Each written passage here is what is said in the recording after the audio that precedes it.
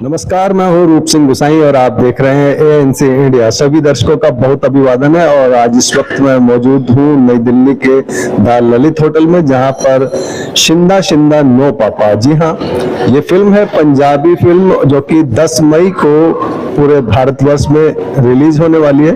उसी को लेकर के यहाँ पर एक प्रेस कॉन्फ्रेंस है, तो आइए इस प्रेस कॉन्फ्रेंस का मैं आपको हिस्सा बनाता हूँ और फिल्म के कलाकारों से मिलवाता हूँ।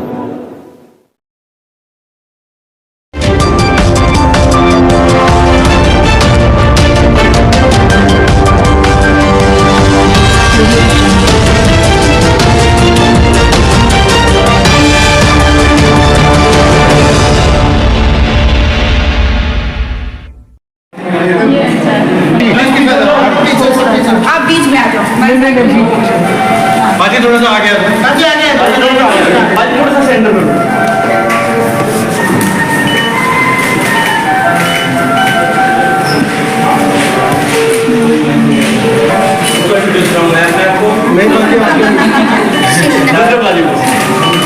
मेरा बेटा है, वैसे भी मेरा बेटा है। बाजी आप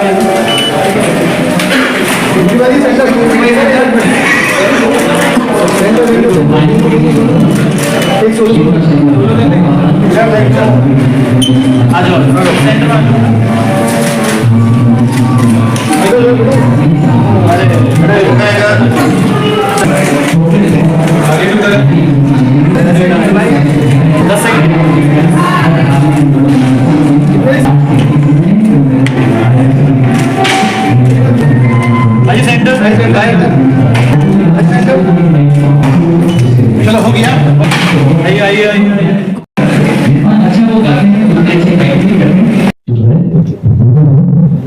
थैंक यू सो मच पहले तो आप सबको जिया है। थैंक यू, आप हमारी फिल्मों को ऑलवेज सपोर्ट करते हैं। ये जो फिल्म जिसके लिए हम आज आए हैं, चंदा चंदा रोका था। चंदा फिल्म में भी मेरा बेटा है और वैसे भी मेरा बेटा है। चंदे की फोर्थ फिल्म, चौथी फिल्म, पहली फिल्म में छोटा था, उसके बाद इसने फिल्म करी थी हौसला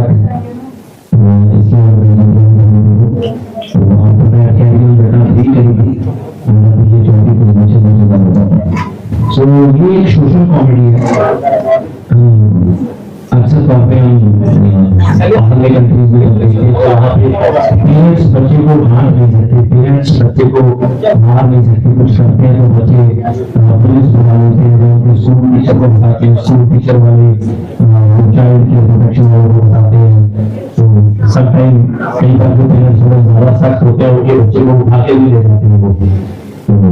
ये उस माहौल पे बना हुई है कि वहाँ के पेरेंट्स और यहाँ के पेरेंट्स में क्या हो गया, क्या जो हम अपने बच्चों को जैसे पढ़ाते हैं, जैसे हम उनको पढ़ाते हैं, क्या वो तरीका ठीक है या वो तरीका ठीक है।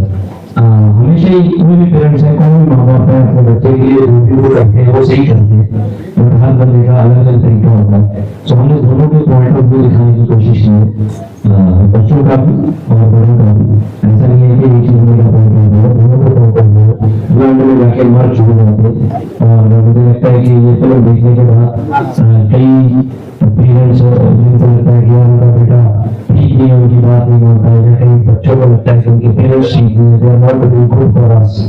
तो वो जो एक डिस्टेंस है, वो गैप है, वो खत्म होगा और सब नजदीक आने लगेंगे। ये सोच के हमें फिल्म बनाई है। रूप से आप सबको अच्छा लगे। आप लोग सवाल पूछो, हाथ उठाओ, मैं माइक जो है लेके आ जाएगा राजू। समझे, जिसको सवाल पूछना है हाथ उठाइएगा, माइक लेके। शिंदा से मेरा सवाल है,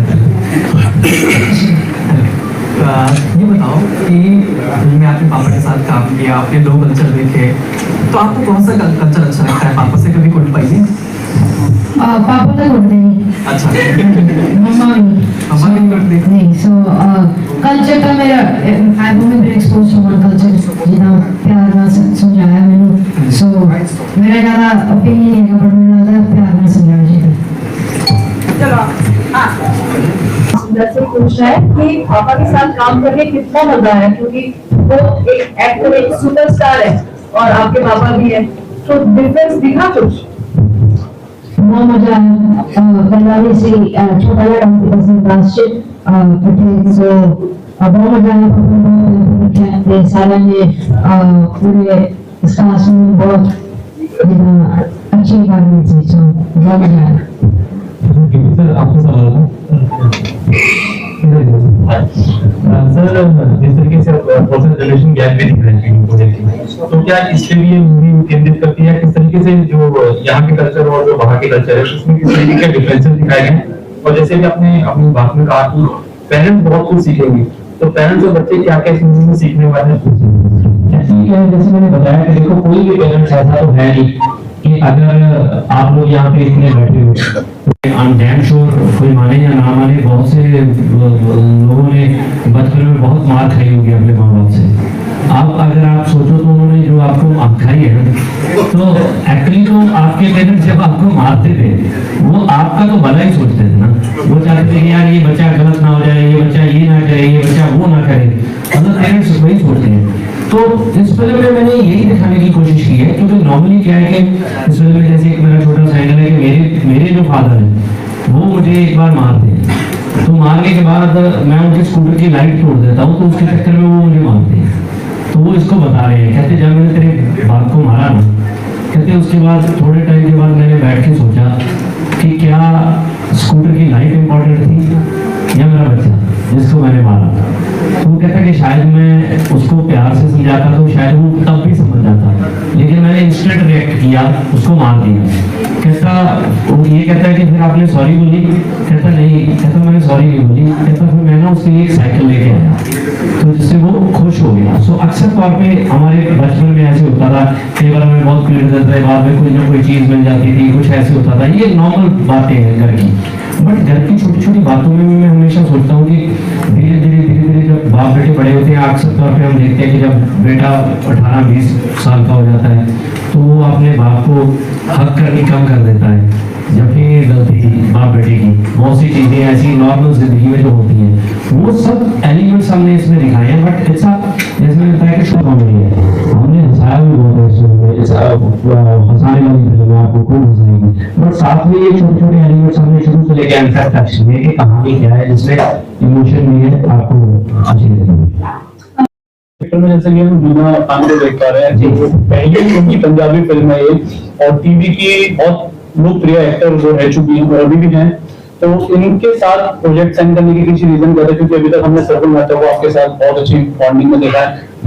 सेकंड सर, क्योंकि फर्स्ट टाइम इन्होंने पंजाबी सिनेमा चुना है, तो फंबल भी बहुत हुए होंगे, क्योंकि आई थिंक जितना मुझे पता पंजाबी में थोड़ी सी कम आती है, तो कोई सेट की ऐसी मस्ती जो फंबल में निकली हो? नहीं, ऐसा बिल्कुल नहीं है। मैं तो आपको बताऊं कि मैं हिना जी को पहले कभी मिला नहीं था, तो जब हम कास्ट कर रहे थे तो हमारे मन में था कि जो ये कहानी, जैसे मैंने बताया कि हमारा 12 साल का बच्चा है, तो कई लड़कियों को ये ट्राई किया, मैंने वहाँ का वो नहीं करना, मैंने ये नहीं करना, वो नहीं करना, तो ये था। तो हमें था कि यार कोई नया चेहरा इस फिल्म के लिए, मुझे ऐसे ही मैं सदगुरु के साथ, सोनम के साथ, मैं जितनी तैयारी सबके साथ मैं रेगुलर फिल्में करता हूँ, तो मुझे लगा यार कोई नया चेहरा लेके आते हैं।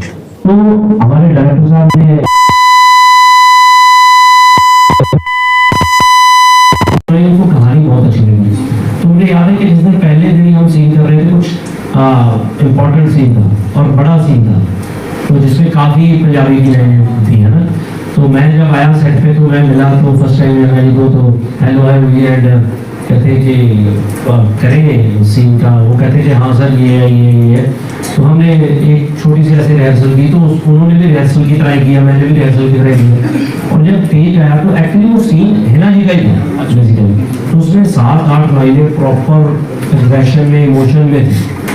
तो उन्होंने इतनी अच्छी पंजाबी में ऐसे बोला, मैं शॉक हो गया। मैं पंजाबी की होती है ना, मैंने पूछा उसके बाद इमीडिएटली, जी सर कि मैंने सर को बोल दिया था कि मुझे सीन्स दे दिए, तो कहती है मैंने इनको बोला था कि उन्हें बोल के भेज दीजिए, तो कहती मैंने वो याद करके प्रॉपर किया। तो उनकी खासियत क्या थी, मैंने कई लड़कियों के साथ ऐसे काम किया है जिनको ये बहुत मतलब इतनी रिहर्सल करती हैं अपने सीन के लिए, इतना टाइम यूटिलाइज करती है कि यार कहीं ऐसा ना हो, क्योंकि अगर आप उनकी डबिंग नहीं भी करवाते, किसी और की करवाते हो, फिर भी अगर आपकी प्रोनाउंसिएशन सही नहीं है तो ना वो लिप मूवमेंट राइट नहीं आता।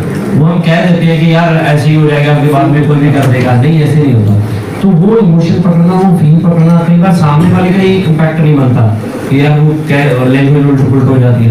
तो वो बहुत सही बोला उन्होंने, और मुझे लगता है कि जो उसको प्यार करते हैं, उनके फैंस हैं, उनको ये फिल्म देख के कि वो एक अच्छे सिनेमे का पार्ट बनी है और अच्छी फिल्म है और उनका अच्छा लगा। तो बादशाह का भी मैंने बहुत बड़ा गाना दिया ऑस्कर, ठीक है, और होपफुली ये गाना बहुत बड़ा हो जिसको होगा ना, तो मुझे भी बहुत उम्मीद है इस गाने से, उनको भी बहुत उम्मीद है सर।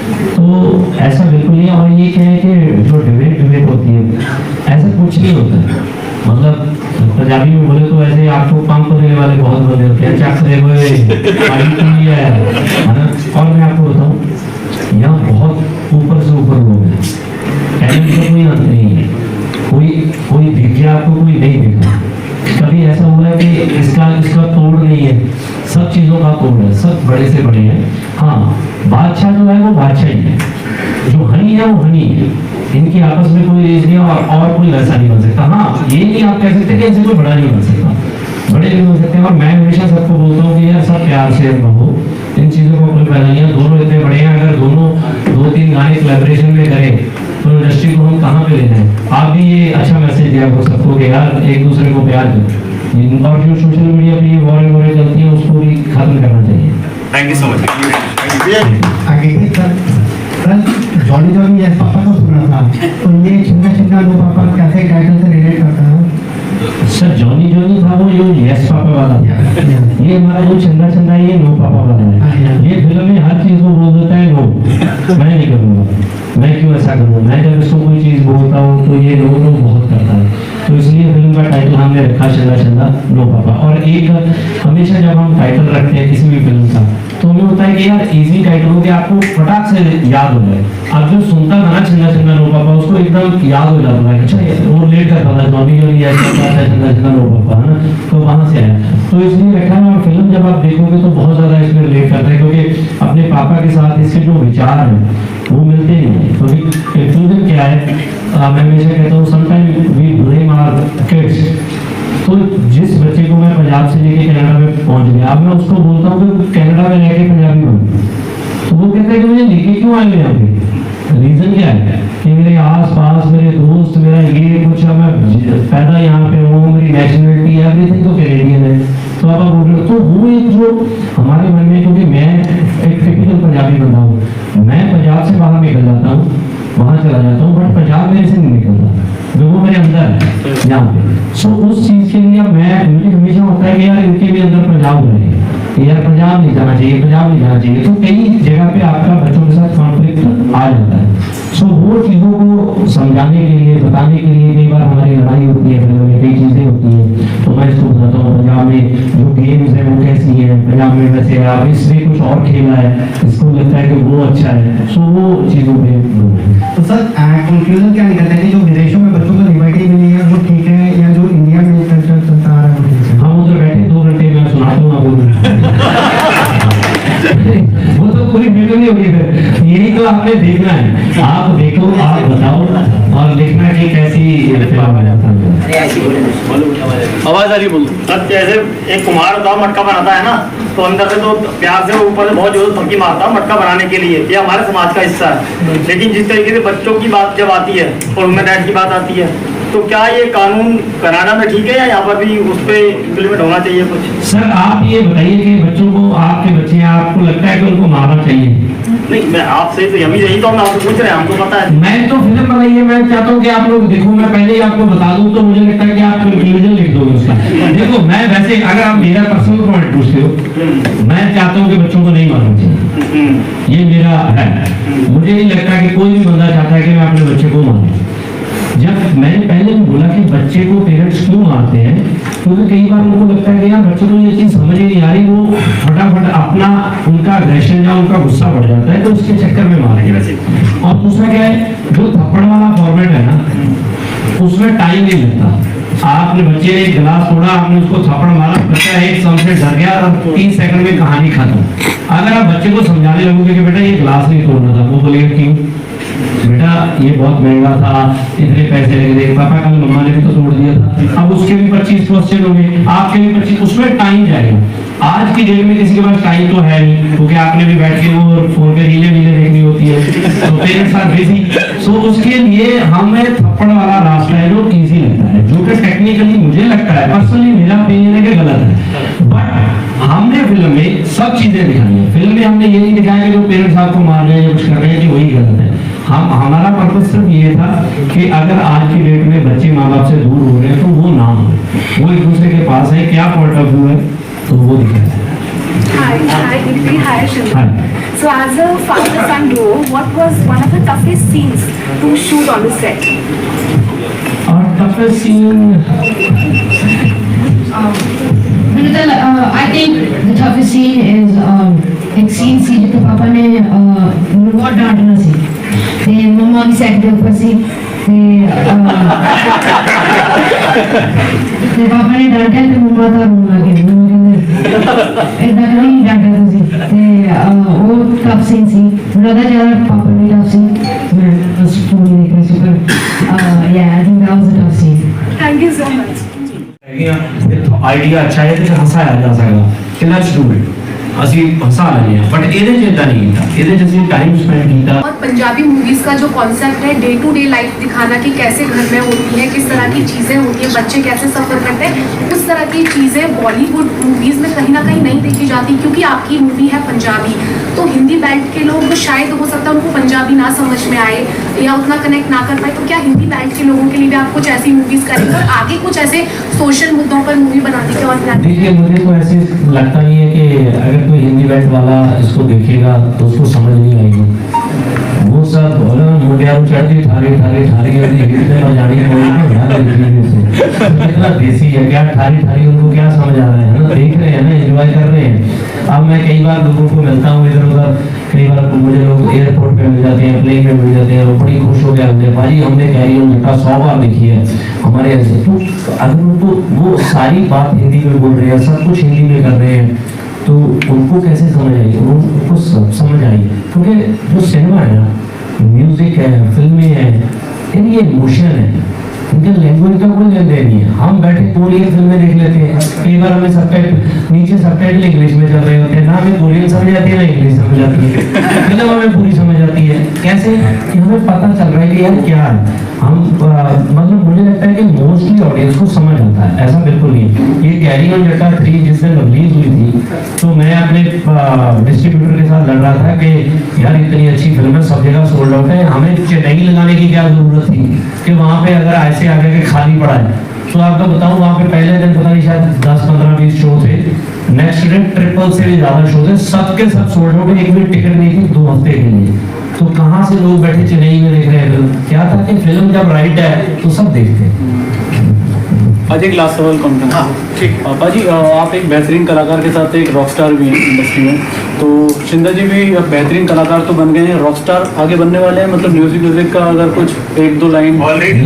ये सब चीजें अपनी मर्जी से करता है, ये पीछे जब ये कर रहा था वो हौसला रख, तो वहाँ पे बैठा होता था, तो ये वो एक कॉफ आती थी आइस कैप, वो कॉफी से, तो बहुत पीता था, तो जीत के साथ वहाँ पे होता था, तो इसने एक गाना लिख लिया वहाँ पे, तो मेरे को आया कि मैंने गाना लिखा है, मैंने दिलजीत भाई को सुना है, वो कहते बहुत अच्छा है, तो मैं इसको रिकॉर्ड करने वाला हूँ, उसको रिकॉर्ड भी कर दिया, उसको रिलीज भी कर दिया। तो फिर मैंने उसको पूछा कि तुमने सिंगर बना है, कहता नहीं वो तो वही के लिए था, बस और कुछ नहीं करना मैंने, तो फिर ये करने लग गया। तो अभी तो इसका फॉर्मेट है कि मैंने गेम खेली है ना, तो अभी हम इसको ज़्यादा ऐसे नहीं, क्योंकि 1-2 साल बाद की इसकी फिल्म आती है कभी, है ना, तो अभी तो वो छोटा है बहुत, क्योंकि मुझे हमेशा ये है कि इसका जो बचपन है, जो इसके फ्रेंड्स हैं, जो इसकी पढ़ाई है, स्कूल है, वो रेगुलर होना चाहिए, वो थोड़ी वापस आना है काम, ये तो फन क्या ही करता है अभी फन है। आज एक लाइन सुना दो ना, बस एंड करते हैं फिर कॉन्फ्रेंस लास्ट है ना कर लड़ाइयां दमा दहाइयां छड़ दे यार से आपा, ओ चिंदा चिंदा ओ चिंदा चिंदा गल मेरी मन ले नो पापा, ओ चिंदा चिंदा नो पापा। Thank you. तो ये थे हम सब के चहेते और पंजाबी फिल्म इंडस्ट्री के सुपरस्टार गिप्पी ग्रेवाल, जो कि अपने बेटे शिंदा के साथ अपनी आने वाली फिल्म छिंदा छिंदा नो पापा के लिए एक प्रेस कॉन्फ्रेंस के जरिए अपनी बातों को साझा कर रहे थे, फिल्म की जानकारियां साझा कर रहे थे। हमारी रिपोर्ट आपको कैसी लगी? आपके विचार और सुझाव हमारे साथ ज़रूर साझा कीजिएगा। और अगर आपने हमारे चैनल को अब तक सब्सक्राइब नहीं किया है तो आपसे निवेदन है कि हमारे चैनल को अभी सब्सक्राइब कर लें, ताकि जो भी हमारे नए अपडेट्स हों सबसे पहले आपको मिले। और आपका जो प्यार और दुलार, आपका जो सहयोग, आपका जो सपोर्ट हमें हमारे चैनल को मिल रहा है, उसके लिए मैं तहे दिल से आप सभी का शुक्रिया अदा करता हूं। और आशा करता हूं भविष्य में भी आप अपना प्यार और अपना सपोर्ट हमें यूं ही बनाए रखेंगे। इसी के साथ मैं आप सभी से अनुमति चाहूँगा, जल्द मिलूँगा, तब तक आप अपना बहुत ख्याल रखिएगा। नमस्कार, धन्यवाद, जय हिंद, जय भारत।